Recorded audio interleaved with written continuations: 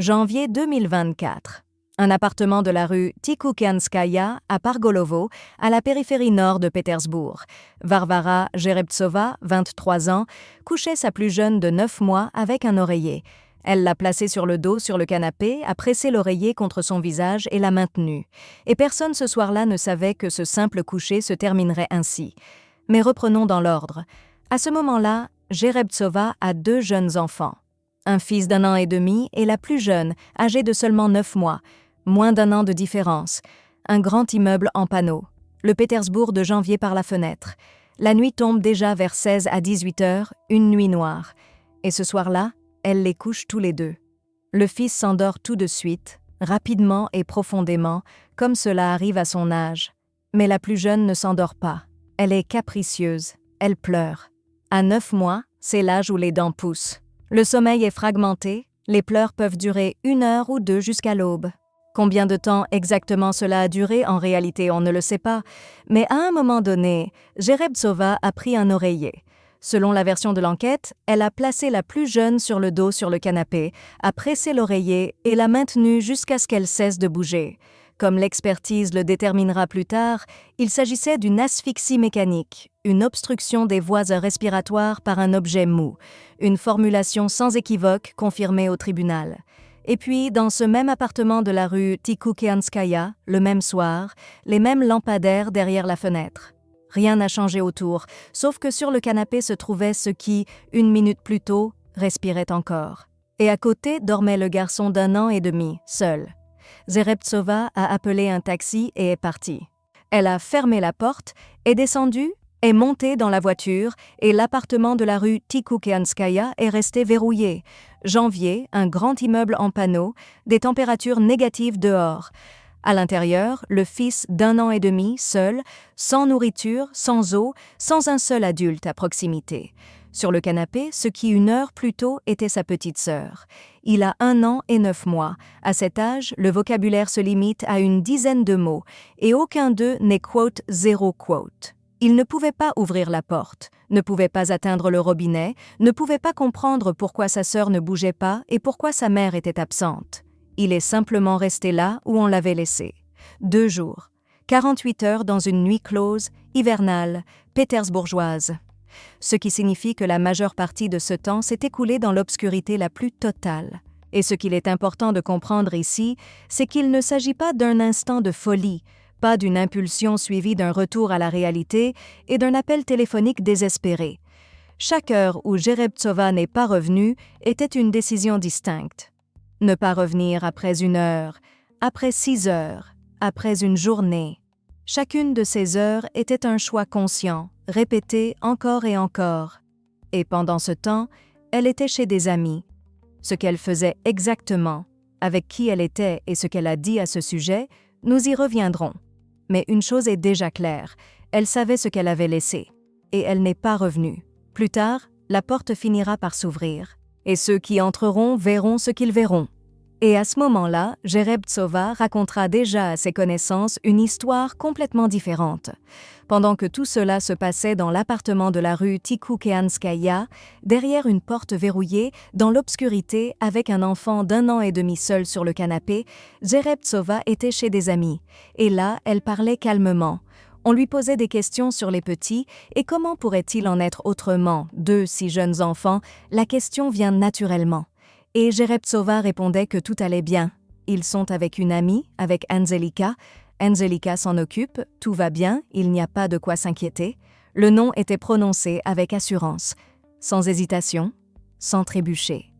Anzelika, point final. Comme si c'était une vieille connaissance, une personne de confiance à qui on pouvait confier les 2 enfants. Sauf qu'aucune Anzelika n'existait. Ni de ce nom, ni à cette adresse, ni avec ce numéro. Parmi les connaissances de Jerebtsova, pas une seule personne de ce nom, aucune entrée dans son téléphone, aucun témoin qui aurait entendu parler d'elle, ne serait-ce qu'une fois. Anzelika est une invention, un personnage créé dans un seul but, que personne ne pose de questions superflues en son absence, que quiconque s'intéresse reçoive une réponse courte. Une amie s'en occupe, tout est normal, et il est crucial de comprendre que ce n'était pas une improvisation dans la panique, un mensonge en état de choc. C'était une légende, avec un nom, des détails, préparés à l'avance. Jerebtsova savait qu'on lui poserait la question et avait préparé la réponse avant même de quitter l'appartement. Et le mensonge a fonctionné. Personne n'a vérifié, personne n'a appelé, personne n'est venu rue Tikhoukhanskaya, le 20 janvier 2024. 2 jours. C'est précisément le temps que l'appartement de la rue Tikhoukhanskaya est resté fermé. Pargalovo. Un quartier résidentiel à la périphérie nord de Saint-Pétersbourg, des voisins de l'autre côté du mur, un palier derrière la porte. Et puis, il y a 2 versions sur la manière dont tout a été découvert.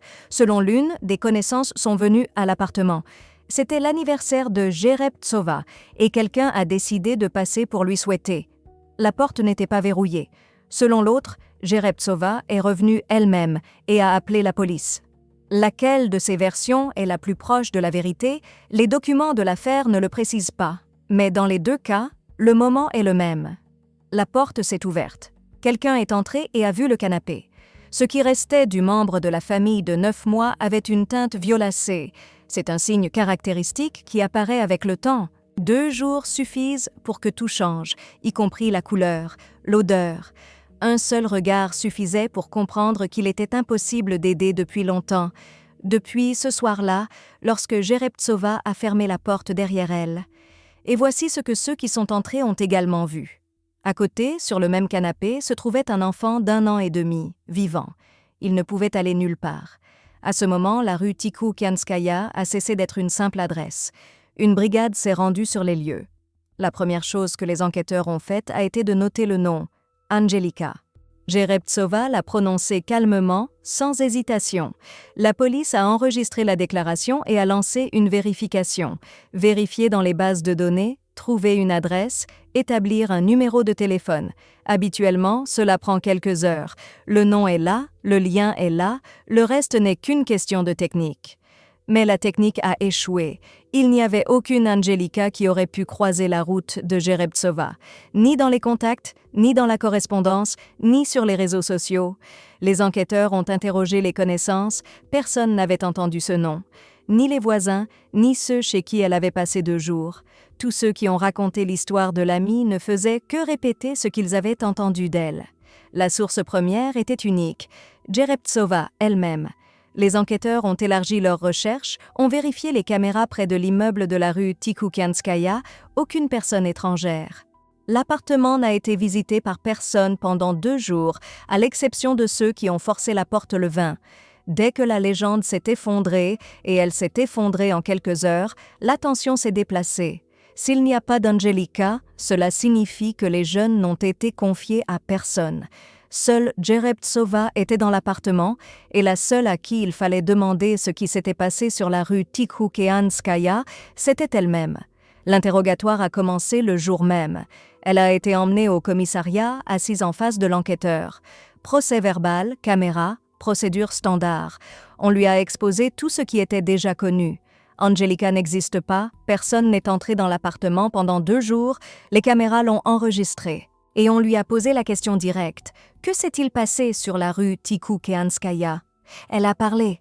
Pas tout de suite, mais elle a parlé. Elle a dit que c'était elle qui l'avait fait. Elle a confirmé la manière et le lieu. Il n'y avait personne dans l'appartement à part elle et les jeunes. Elle parlait calmement, sans hystérie. L'aveu a été enregistré dans son intégralité, mais l'enquête avait besoin de plus que de simples mots dans un bureau. On l'a ramenée à l'appartement pour une reconstitution des faits sur les lieux. Le suspect retourne là où tout s'est passé et montre comment, sous enregistrement vidéo, en présence de témoins. Jerebtsova est entrée dans le même appartement, s'est approchée du même canapé, a montré ce qu'elle avait fait, où elle se tenait, comment tout s'était déroulé. Sans larmes, sans tentative de se rétracter, ces déclarations coïncidaient avec l'interrogatoire. Et formellement, c'était tout. L'aveu est là, la confirmation est là, l'enregistrement est là. Mais une ligne est apparue dans le procès verbal qui devait expliquer le plus important, pourquoi. Le mobile, sur la base de relations hostiles soudainement apparues. 6 mots derrière lesquels il n'y a rien de concret. Une formule passe-partout utilisée dans des dizaines d'affaires différentes. Elle remplit une case dans le procès verbal, mais ne répond à aucune question. Quelle hostilité envers une enfant de 9 mois? D'où venait-elle et pourquoi ce soir-là en particulier? Il y avait un aveu, mais pas de réponse. 2 jours se sont écoulés entre l'aveu et l'arrestation. Le 22 janvier 2024, on est venu chercher Jerebtsova. Menottes, voiture, centre de détention. En fait, elle avait déjà tout raconté, elle avait coopéré. Mais la coopération est une chose, et ce qu'elle a fait en est une autre. Le 24 janvier, audience. Tribunal du district de Vyborgsky à Saint-Pétersbourg. Salle d'audience, procureur, avocat, escorte. Jerebtsova a été amenée du centre de détention. 23 ans, assise derrière une vitre. L'accusation a été lue à haute voix, la plus lourde que l'on puisse imposer pour un tel acte. Le procureur a requis sa mise en détention provisoire. Les motifs, la gravité habituelle de l'accusation, le risque qu'elle se soustrait à la justice, le risque de pression sur les témoins. Le tribunal a acquiescé. Détention jusqu'au 22 mars. 2 mois en détention préventive pour commencer. Ensuite, prolongation des expertises, acte d'enquête. Le processus ne faisait que commencer, mais un moment a marqué tous les esprits dans la salle. Le juge a donné la parole à Jerebtsova. Une procédure standard. L'accusé peut s'exprimer avant la décision sur la mesure de contrainte, pour expliquer, demander ou garder le silence. Et elle n'a pas gardé le silence, elle a prononcé une seule phrase. Cote 1. Pas cote 2 ou cote 3 ni cote 4. 4 mots, puis le silence. Le juge a pris acte, l'escorte l'a emmené, la porte s'est refermée, mais la question est restée en suspens. Garde-t-elle le silence parce qu'il n'y a rien à ajouter à un aveu ou parce que cela lui est vraiment indifférent? Pendant que Jerebtsova se trouvait au centre de détention, les experts en criminalistique travaillaient dans l'appartement. Pas d'interrogatoire, pas de procès-verbaux, mais une inspection des lieux.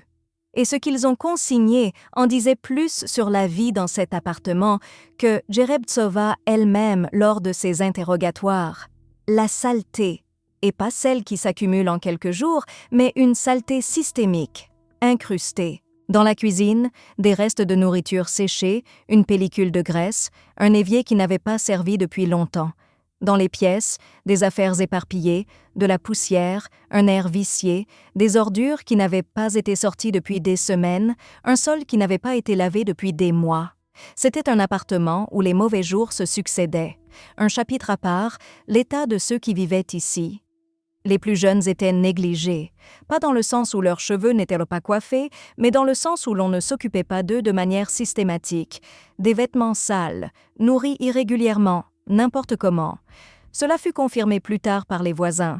L'état d'abandon était visible depuis plus d'1 mois. Les experts en criminalistique ont tout consigné, chaque pièce, chaque surface, point par point.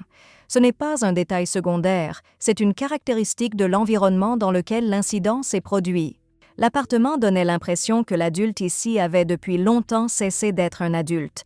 Et il est important de comprendre que ce n'était pas le résultat d'une crise, d'un effondrement ou d'une mauvaise passe. L'abandon s'était accumulé couche après couche. Ce que les experts ont documenté était l'aboutissement d'un long processus et non d'une seule soirée. L'appartement parlait de lui-même, mais les enquêteurs avaient encore des questions pour ceux qui vivaient à côté. Les voisins connaissèrent l'occupante non pas par son nom, mais par les bruits. De la musique au milieu de la nuit, la porte d'entrée qui claque au petit matin, des voix dans l'appartement alors que tout l'immeuble dort depuis longtemps. Les enquêteurs ont interrogé plusieurs personnes de l'étage et des dernières cages d'escalier. Le tableau était identique, presque mot pour mot. Jerebtsova avait été vue en état d'ivresse non pas 1 ou 2 fois, mais régulièrement. Dans la cage d'escalier, dans la cour, une démarche chancelante, des propos incohérents, une odeur. Pour les voisins, c'était devenu une habitude. On parlait des plus jeunes avec prudence, on les voyait rarement. Jerebtsova ne sortait presque jamais avec eux. Quelqu'un avait entendu des pleurs derrière la porte, mais pas en continu, plutôt comme un bruit de fond. Personne ne se souvenait que des proches lui aient rendu visite. Ni sa mère, ni sa sœur, ni des amis. 2 enfants à charge et personne autour. Et ce qui est important, c'est qu'aucune voisine ne se souvenait que Jerebtsova ait jamais demandé quoi que ce soit. Emprunter du sel, de l'argent, demander de surveiller les enfants 1 heure. Une porte fermée, une bouteille, le silence. Aucune des personnes interrogées n'a dit qu'elle était agressive, qu'elle ne criait pas, ne faisait pas de scandale. Silencieuse, portée sur la boisson, seule. Elle coulait simplement, lentement, sous les yeux de tous, et personne ne lui a tendu la main. Et elle ne demandait rien. C'est le moment où l'on a envie de s'arrêter et de demander « Quelqu'un aurait-il pu intervenir ?» Et très probablement, oui, mais cela ne s'est pas produit. Cependant, les voisins n'avaient pas tout dit aux enquêteurs. Ce que les services sociaux savaient sur Jerebtsova dépassait ce qu'on pouvait voir à travers les murs. En juin 2024, un juge examinait la prolongation de sa détention. Le procureur a présenté sa requête et pour la première fois dans la salle d'audience, on a entendu ce que les voisins n'avaient pas remarqué. L'alcool. Ça, ils le savaient. Mais le procureur a ajouté « des substances », un moyen d'altérer l'état de conscience. Selon les données de l'enquête, Jerebtsova ne consommait pas seulement de l'alcool. Le procureur a décrit sa vie en une seule phrase « un mode de vie asocial ». Et ce n'est pas un diagnostic, c'est une caractéristique juridique. Aux yeux de l'État, la personne a cessé de fonctionner comme un adulte. Elle ne travaille pas, ne subvient pas aux besoins de ceux qui dépendent d'elle, ne se contrôle pas, passant d'une prise de substance à une autre, d'un verre à l'autre. Le procureur a demandé son maintien en détention, justifiant sa requête par les expertises et le risque de pression sur les témoins. Le tribunal a accepté. À ce moment-là, après 5 mois de détention provisoire de janvier à juin, le travail se poursuivait derrière les murs de la prison. Interrogatoire, réquisition, collecte de preuves. Le dossier s'étoffait de détails qui fermaient toute possibilité d'indulgence. Ceux qui buvaient le savaient, ceux qui étaient dans un état altéré aussi, et pas une seule tentative de changer quoi que ce soit. La compassion, s'il en restait, s'est effondrée. C'est une chose d'être une jeune mère qui n'a pas su gérer. C'en est une autre d'être celle qui n'a même pas essayé. Le procureur l'a formulé à voix haute en juin 2024, mais même cette dépendance, cette négligence, n'expliquait que le contexte. Elle n'expliquait pas la soirée en question. Jerebtsova gardait le silence. L'affaire se dirigeait vers le tribunal. Elle a parlé pour la première fois depuis janvier, non pas par de brèves réponses ou par le silence, mais en présentant une position complète. Et cette position a complètement renversé tout ce qui avait précédé. L'affaire a atteint le tribunal municipal de Saint-Pétersbourg. Elle avait avoué et tout confirmé sur les lieux. Et maintenant, elle disait autre chose. Elle n'a pas reconnu sa culpabilité, pas dans le sens où, quote 5, elle ne niait pas avoir été dans l'appartement. Elle ne niait pas que l'oreiller était là. Elle niait l'intention, sa position. Elle ne voulait pas d'une telle issue. C'est arrivé accidentellement. Il n'y avait pas d'intention, juste un concours de circonstances. La défense a demandé de requalifier les faits, de passer de l'accusation la plus grave à un article sur des actes de négligence. La différence est colossale. En substance, Jerebtsova demandait au tribunal de la croire. Tout ce qui s'était passé cette nuit-là sur la rue Tikhoukhéanskaïa était un choix inconscient. La salle écoutait, le procureur restait silencieux en attendant son tour. Jerebtsova parlait d'un ton calme, sans emphase, ce même calme que les enquêteurs avaient noté dès janvier. Sauf qu'à l'époque, elle confirmait. Maintenant, elle niait. Moins d'1 an s'est écoulé entre les aveux lors de l'interrogatoire et le démenti dans la salle d'audience. Les témoignages étaient les mêmes, les faits étaient les mêmes, mais la conclusion était opposée. Elle ne voulait pas. C'était donc un accident. Le parquet préparait sa réponse. La réponse du parquet ne reposait pas sur des mots, mais sur les résultats de l'expertise. Les conclusions médico-légales ont été lues dans la salle, et ce qui y était consigné dépassait le cadre d'un simple oreiller.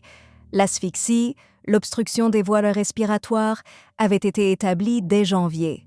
Tout le monde le savait, l'enquête, la défense et Jerebtsova elle-même. Mais l'expertise a révélé autre chose. Des lésions ont été constatées sur le plus jeune membre de la famille, âgé de 9 mois. Pas moins de 7 coups portés avec un objet dur et contondant à la tête, au cou, au torse, aux bras et aux jambes. 7 est la limite inférieure. L'expertise dit code 6. Cela signifie qu'il aurait pu y en avoir plus. La nature des lésions indiquait une chose. Les coups étaient portés intentionnellement sur différentes parties. Il ne s'agissait pas d'un seul mouvement, ni d'un contact accidentel, mais d'une série, séquentielle, répartie sur toute la surface. Le parquet a présenté le rapport comme une réponse directe à la position de la défense. La négligence, c'est une seule action avec un résultat imprévu. Or, ici, il y en a au moins 7 distinctes. Plus l'obstruction des voies respiratoires, plus l'utilisation d'un objet, chaque action étant indépendante. La défense n'a pas contesté les conclusions du rapport. Les données obtenues lors de l'examen ont été confirmées par des documents et versées au dossier. Il est impossible de contester les chiffres. La version de l'accident, que Jerebtsova construisait dans la salle d'audience, s'est heurtée aux 7 points sur la carte des lésions.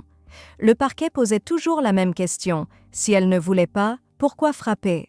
Le tribunal a accepté l'expertise. Le parquet est passé au bloc de preuves suivant. L'endroit exact où elle s'est rendue a été établi par l'enquête grâce aux données du taxi et aux interrogatoires de son ex-mari. Selon d'autres sources, c'était chez une connaissance. La différence n'est pas fondamentale. Ce qui est fondamental, c'est autre chose. Ce n'était pas une adresse au hasard ni une gare. Ce n'était pas une tentative de quitter la ville. C'était une personne précise, un lieu précis où on la connaissait et où on lui a ouvert la porte. Sans plan, sans regarder en arrière. Jerebtsova y a passé 2 jours. Elle ne se cachait pas, ne restait pas dans un coin. Elle échangeait, parlait, se trouvait au milieu de gens qui ne se doutaient de rien. Pour eux, elle était une invitée ordinaire. Elle est venue, est restée, et s'est comportée normalement. Et aucune des personnes présentes durant ces 2 jours n'a remarqué quoi que ce soit d'étrange, aucune anxiété ni larmes, aucune tentative d'appeler chez elle. Elle n'a jamais composé le numéro, n'a pas demandé à partir, ne s'est pas plainte. Pendant 48 heures, elle a continué à vivre comme si rien n'avait changé. Ni l'état de choc qui était passé, ni le traumatisme qui avait anesthésié sa réaction, juste la continuation. À partir de ce moment, l'affaire a cessé de concerner une seule soirée. Cela ressemblait à une simple visite chez des amis. Une personne est venue et est restée à quelques kilomètres de la rue Tikhoukhanskaya, où tout était exactement comme elle l'avait laissé. 2 jours plus tard, elle est revenue, a composé un numéro et a parlé comme si elle venait d'entrer et de voir la scène. Sa voix au téléphone avec le standardiste sonnait exactement comme celle d'une personne bouleversée. Confusion, panique, phrases entrecoupées. Elle a signalé qu'elle était rentrée chez elle et avait découvert que quelque chose n'allait pas avec la plus jeune, qu'elle ne respirait plus, qu'il fallait de l'aide.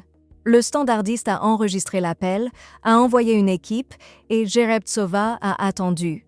Et pendant qu'elle attendait, elle a construit une version des faits, pas complexe, pas pensée dans les moindres détails, mais suffisante pour détourner d'elle la première question. Où étiez-vous? Même la légende de l'amie Angelika, tout était sous contrôle. À sa place, n'importe quelle personne normale se serait comportée exactement de la même manière. Un appel, un cri, une ambulance. Elle le comprenait et c'est précisément ce qu'elle a mis en scène. Quand l'équipe est arrivée, Jerebtsova a répété sa version et a ensuite fait son coup décisif. Elle a désigné Angelika. C'est elle qui surveillait. Elle devait être responsable.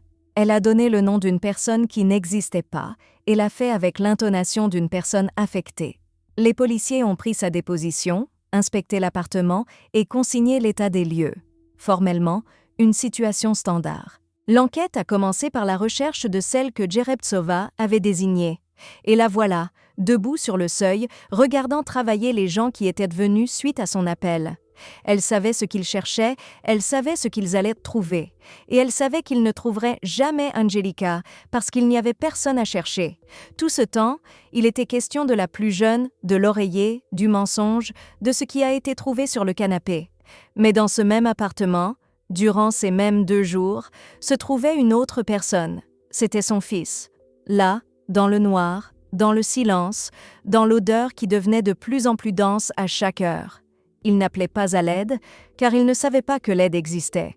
Il savait seulement que sa mère était partie, qu'il faisait calme autour de lui et que personne ne venait. Et quand la porte s'est enfin ouverte, il était vivant, déshydraté, mais vivant. L'enquête a établi que Jerebtsova avait laissé son fils consciemment. Elle n'avait pas oublié, ne s'était pas trompée, elle était simplement partie et n'était pas revenue. En 2 jours, elle n'a jamais tenté d'organiser de l'aide pour lui, pas un appel aux voisins ou à des connaissances. La légende d'Angelika n'incluait pas la demande de Quote 7. Il ne faisait partie d'aucun de ses plans. Plus tard, il a été établi qu'il n'avait aucune blessure, qu'on ne l'avait pas touché. Il avait simplement cessé d'exister pour elle au moment où elle a franchi le seuil. Après son arrestation, la question s'est posée de savoir où placer l'aîné. La mère en détention, pas de parents à proximité, mais il avait un père qui vivait séparément. Il a été localisé, contacté, il est venu et l'a pris. Le fils a survécu. C'est la seule chose dans cette histoire qui ne demande pas d'explication. Un seul mot. Le tribunal n'a pas seulement posé des questions sur le fils, le tribunal a demandé comment tout était arrivé. Et Jerebtsova a répondu « par négligence ». Elle a prononcé cela en regardant droit devant elle, sans pleurer, sans élever la voix. Et c'est sur ce point que la défense a construit toute sa ligne. La logique était simple, pas d'intention, donc un autre chef d'accusation, une autre peine, une autre colonie pénitentiaire, une autre vie après. Le ministère public a répondu non pas avec des émotions, mais avec des faits. Une liste de 6 points. Premièrement, l'expertise a constaté de multiples blessures intentionnelles avant l'asphyxie. Deuxièmement, l'oreiller a été pressé avec une force suffisante pour obstruer complètement les voies respiratoires, et ce n'était pas un mouvement accidentel. Troisièmement, après l'acte, Jerebtsova n'a pas appelé à l'aide, n'a pas appelé l'ambulance, n'a pas tenté de réanimer. Quatrièmement, elle a plutôt quitté l'appartement. Cinquièmement, elle avait préparé une légende à l'avance et a donné un nom spécifique, Angelica. Sixièmement, pendant 2 jours, elle s'est comportée comme si de rien n'était. Ces 6 points, et chacun contredisait le mot « négligence ». Le procureur n'a pas haussé la voix. Ce n'était pas nécessaire. Les faits parlèrent d'eux-mêmes. Jerebtsova écoutait en silence, son visage impassible. La défense n'a contesté aucun des 6 points. La stratégie est restée la même, ne pas contester les faits, mais contester l'intention. Le tribunal a écouté les 2 parties et est passé au verdict. Le juge a lu la décision le 20 mars 2025. Le tribunal de la ville de Saint-Pétersbourg. Coupable. Sur tous les chefs d'accusation. Plus d'1 an s'est écoulé depuis cette nuit de janvier sur la rue Tikhoukhéanskaïa. Et voilà le verdict. Le tribunal n'a pas accepté la version de l'accident, n'a pas accepté les arguments de la défense. Il n'a pas admis que l'oreiller se soit retrouvé sur le visage de lui-même. 3 chefs d'accusation distincts. Le premier pour ce qui est arrivé à la plus jeune, le plus grave. Le second, les aînés, laissés dans un appartement verrouillé, sans nourriture, sans eau, sans aucune chance d'aide. Le troisième, manquement aux obligations, insalubrité, négligence, absence totale de soins. Le résultat, 14 ans dans une colonie à régime général, plus 1 an de restriction de liberté après la peine principale, plus une amende de 100 000, 14 ans sur 20 possibles. Pas le maximum, mais pas non plus le minimum, le verdict est tombé exactement là où la loi le stipule. Un acte conscient et non un concours de circonstances. Jerebtsova a écouté le verdict debout, le visage toujours sans expression. Aucune objection, pas de dernier mot. Comme en janvier devant les enquêteurs, comme en juin lors de la prolongation de sa détention, comme toujours. Dans la salle se trouvaient ceux qui avaient amené cette affaire, ceux qui avaient lu les expertises, vérifié les caméras, interrogé les voisins. 14 ans, le résultat de tout leur travail. Affaire formellement close. Le verdict a été rendu, mais dans le dossier subsistait un détail qui n'a jamais été mentionné dans la salle d'audience. Sans lui, cette histoire est simplement terrible, mais avec lui, elle est insoutenable. Le mobile dans cette affaire a été consigné 2 fois. Différents documents, différentes formulations. Les 2 sont apparus dans les matériaux bien avant le procès, mais on ne s'y est presque pas attardé à l'audience. La première, cette formulation passe-partout, avait déjà été entendue, mais la seconde était plus concrète. Plus précisément, côte 9. Pas de l'antipathie, pas une crise, mais bien une soustraction. Un mot qui indique une direction. Elle voulait cesser d'être responsable de la plus jeune et a trouvé un moyen. Cette formulation est plus proche de la vérité, mais elle crée une fausse impression. Côte 10. Cela sonne comme un plan, comme une décision mûrement réfléchie. L'enquête a vérifié cela séparément. Le téléphone a été saisi, les correspondances, les journaux d'appel, l'historique du navigateur ont été examinés. Aucune recherche, aucun message du type « je n'en peux plus », aucune note, aucun brouillon. Pas une seule trace numérique d'une personne approchant d'une telle décision. Elle n'avait pas planifié. La distance entre côte 12 et côte 13 s'est parcourue en quelques minutes. Quelque chose s'est produit entre côte 14 et côte 15. Il y a un détail. Jerebtsova l'a mentionné lors du premier interrogatoire, celui-là même où elle a avoué. Avant de se murer dans le silence, avant de changer de version, avant le concours de circonstances. Lors de l'interrogatoire, elle ne cherchait pas d'excuses, elle décrivait simplement les événements séquentiellement, pas à pas.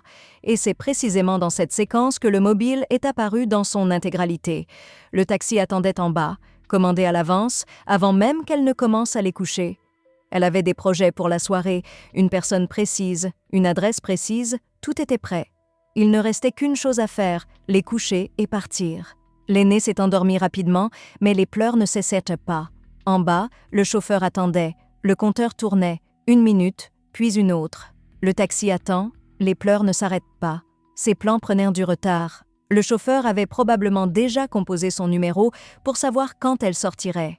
Et Jerebtsova a pris l'oreiller non pas parce qu'elle a craqué, non pas parce qu'elle était dans un état second, pas par haine, pas par désespoir. Elle était pressée, simplement pressée. Et la plus jeune l'empêchait de partir. Elle ne l'empêchait pas de vivre, elle l'empêchait de sortir de l'appartement, tout de suite. Voilà ce qui se cachait derrière la formulation « soustraction aux obligations ». Pas un plan mûri pendant des semaines, pas un calcul froid, une simple hâte du quotidien.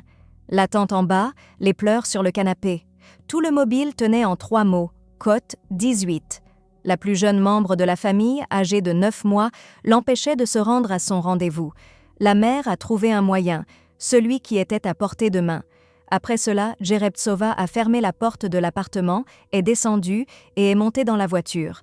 Elle a donné l'adresse et est partie.